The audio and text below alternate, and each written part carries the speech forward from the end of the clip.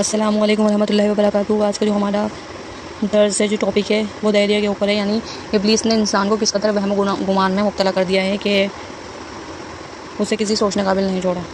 چلیے حدیث کی روشنی میں پڑھتے ہیں۔ ابلیس نے خالق کثیر کو اس وہم میں مبتلا کر دیا ہے کہ کوئی الہ نہیں، یعنی کوئی بنانے والا نہیں، اور یہ سب کی سب اشیاء بغیر کسی بنانے والے کے بن گئی ہیں۔ ان لوگوں نے جب ثانی کو اپنی حس سے ادراک نہیں کیا اور انہوں نے اس کی معرفت حاصل کرنے کے لیے عقل کو استعمال نہیں کیا، تو انہوں نے اس کا انکار ہی کر دیا۔ کیا کوئی صاحب عقل ثانی کے وجود میں شک کر سکتا ہے؟ یعنی کوئی بنانے والے کے وجود میں شک کر سکتا ہے؟ اگر کوئی انسان کسی خالی جگہ یا میدان سے گزرے جس میں کوئی عمارت وغیرہ نہ ہو، اور پھر کبھی ادھر سے گزرے اور وہاں پر کوئی دیوار بنی ہوئی دیکھے، تو وہ سمجھ جائے گا کہ یہ لازماً کوئی بنانے والا ہوگا جس نے اسے بنایا ہے۔ تو یہ بچھا ہوا زمین کا بچھونا، آسمان کی بلند وہ بالا چھت، اور یہ عجیب و غریب بناوٹیں اور حکمت کے ساتھ جاری وہ ساری قوانین فطرت، کیا یہ سب چیزیں کسی بنانے کا پتہ نہیں دیتی؟ اب پھر یہی دیکھ لو کہ انسان اپنے وجود ہی پر غور و فکر کر لے بطور دلیل، یہی کافی ہے۔ کسی بیمار ذہن کی تشفی کے لیے یہی لاجواب دلیل ہے۔ اس کے وجود کے اندر اتنی حکمتیں موجود ہیں جس کا ذکر کسی کتاب میں نہیں سما سکتا۔ جو آدمی دانتوں کی تیزی پر غور کرے گا، اسے معلوم ہو جائے گا کہ یہ تیزی اس لیے ہے تاکہ وہ چیزوں کو کاٹ لے، اسی طرح داڑھوں کی ترن تاکہ وہ پیس لے، اور زبان کی لپٹ تاکہ وہ چبائی ہوئی چیز کو الٹ پلٹ کر دے، اور کھانے پر جگر کو قدرت و غلبہ دیا تاکہ اسے پکائے، اور پھر غذا کو جسم کے ہر عضو کی طرف بقدر ضرورت بھیجیں۔ انگلیوں کے اندر ہی جوڑوں کو دیکھ لیں۔ اگر یہ جوڑ اندر کی سائڈ ہوتے تو ہم اپنی انگلیوں کو موڑ نہیں سکتے تھے، تو جوڑوں کو بھی کس قدر حکمت کے ساتھ بنایا گیا۔ تو ہمارے جسم کی ہر اشیاء اس بات کی دلیل ہیں کہ ہمیں بنانے والا اس دنیا میں موجود ہے، اور وہ خالق ہے، وہ مالک ہے۔ سورہ ابراہیم میں اللہ تعالیٰ فرماتے ہیں، اف اللہ شکن، کیا اللہ تعالیٰ کے بارے میں تمہیں شک ہے؟ ذات الہی کا انکار والا تو خفی اور دیوانہ ہوتا ہے،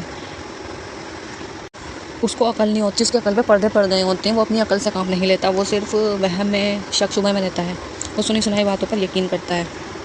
اسی طرح ابلیس نے انسان کے دماغ میں دو شک شبے رکھے ہیں جس سے وہ وہم میں پڑ جائے۔ پہلا ہے مادہ کی کمزوری اور ضعف، دوسرا ہے زمین کی گہرائیوں میں متفرق اجزاء کا ملنا۔ وہ عام طور پہ ہوتا ہی رہتا ہے، زمین سے کوئی نہ کوئی چیز نکلتی ہے تو اس پر وہ یقین کر بیٹھتے ہیں۔ وہ کہتے ہیں ایک حیوان دوسرے حیوان کو کھا جاتا ہے، تو اس کا آدھا کس طرح ہو سکتا ہے؟ اللہ تعالیٰ نے اس کا شبہ قرآن مجید میں بیان کیا ہے۔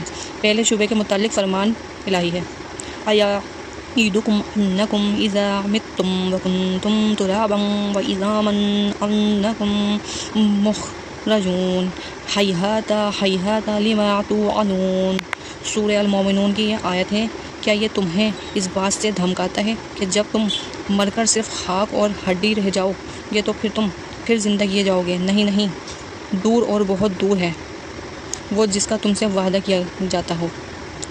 اور دوسرے شعبے کے متعلق یوں فرمایا، اذا ضللنا فی الارض انا لفی خلق جدید۔ سورہ سجدہ کی آیت ہے، کیا جب ہم زمین میں کھوئے جائیں گے کیا پھر نئی پیدائش میں آ جائیں گے؟ اکثر اہل جاہلیت کا یہی مذہب تھا۔ ان میں سے ایک کہنے والے نے یوں کہا، یخبرون الرسول بأن سنحیا کیف حیات اضداء وحامی۔ رسول ہمیں خبریں دیتا ہے کہ عنقریب ہم زندہ ہوں گے مٹی میں، گمنام افراد اور ان کی کھوپڑیوں میں زندگی کس طرح ممکن ہے؟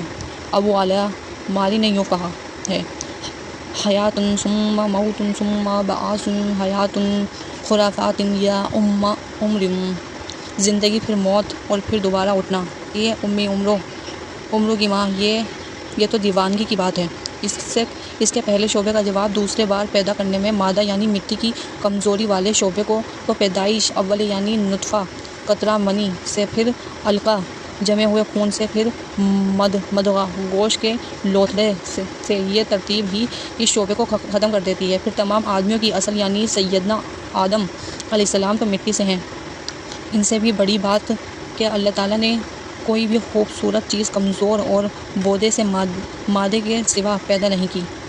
غور کریں کہ اللہ تعالیٰ نے آدمی کو نطفے قطرہ منی سے، مور کو گندے اور خراب انڈے سے، اور سرسبز چھاؤں کے درخت کو مدفن دانے سے نکالا ہے۔ اس لیے نظر اور فکر تو فاعل کی قوت اور قدر کی طرف جانی چاہیے، نہ کہ مادہ کی کمزوری اور ضعف کی طرف۔ اور اس قدرت کی طرف نظر کرنے سے دوسرے شعبے کا جواب خود بخود حاصل ہو جاتا ہے۔ بکھری ہوئی اور پراگندہ چیزوں کو اکٹھا کرنے کی بے شماری مثالیں اور انہیں جمع کرنے کے بیشتر نمونے اس نے ہمیں دکھائے ہیں۔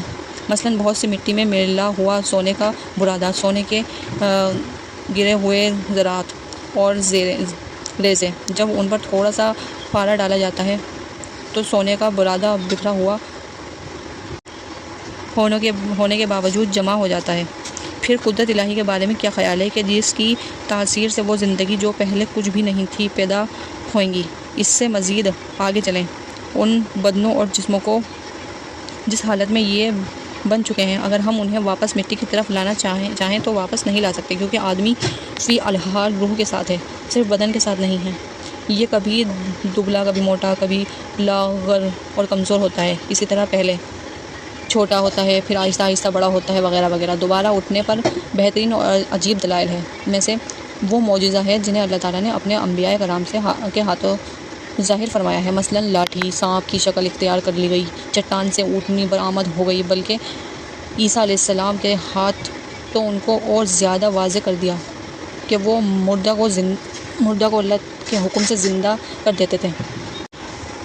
اس ٹاپک میں ہم نے کتنی ساری مثالیں دی ہیں کہ شیطان کس طرح انسان کے دماغ میں وہم ڈالتا ہے، اور اللہ تعالیٰ نے کس طرح دلائل کے ذریعے بتایا ہے کہ اللہ تعالیٰ ہی اس کی دنیا میں بنائی ہوئی ہر چیز حکمت ہے، اس کے پیچھے حکمت موجود ہے۔